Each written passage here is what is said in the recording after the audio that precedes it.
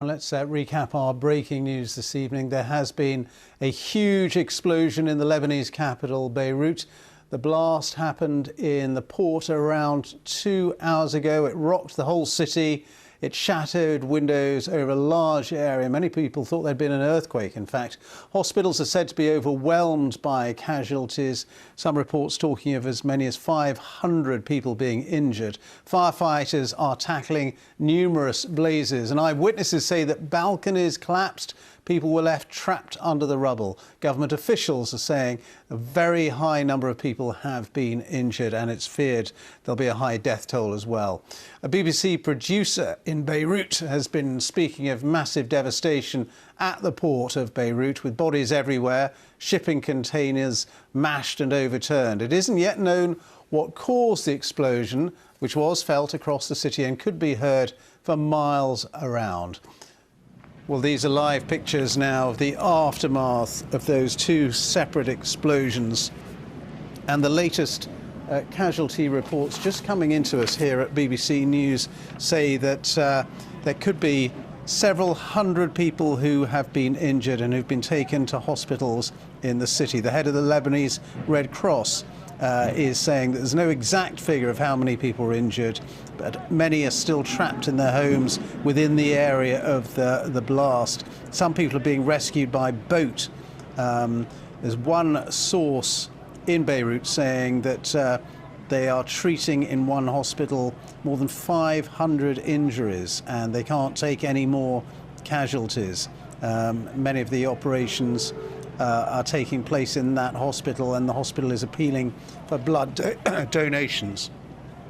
Let's get this report now from our correspondent James Robbins.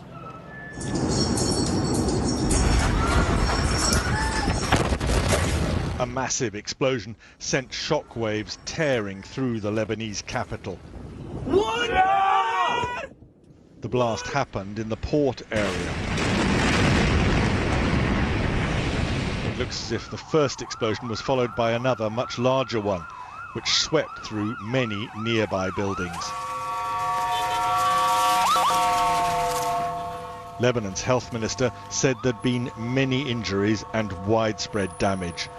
I saw the fire, but I didn't yet knew there was going to be an explosion. We went inside. Suddenly, I lost my hearing. Apparently, I was too close. So I lost my hearing for a few seconds. I knew something was wrong. And then suddenly the glass just shattered all over the cars around us, the shops, the stores, the buildings, just glass going down from all over the buildings.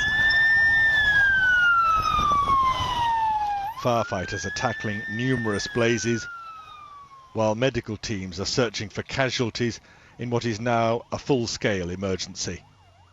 James Robbins, BBC News. And we're just hearing that the Lebanese Prime Minister has declared a day of national mourning in Lebanon on Wednesday after those explosions. It seems there were two explosions, but one of them was absolutely enormous, as you saw there in James Robbins' piece. Well, our correspondent in Beirut, Lina Sinjab, has been describing to us the moment that she felt the blast.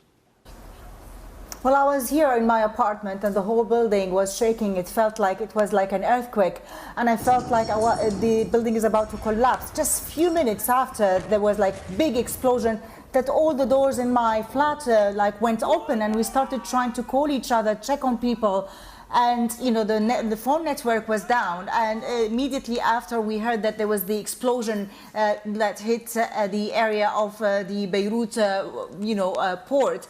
Many buildings around that area had their windows shattered, you know, some like huge damage there. And of course the government is saying that there are many casualties and the hospitals are filled up with people. So so far we're not able to tell what are the causes. The government is saying that the explosion took place at the port at an explosives warehouse, but it's hard to tell at the moment what are the real causes behind this big explosion. It certainly shook the whole city. Many people heard it, you know, from miles away from the city, and it was like really something of a kind that nobody felt before. It reminded people of what happened in 2005, where there was a big explosion that took the life of former Prime Minister Rafik Hariri.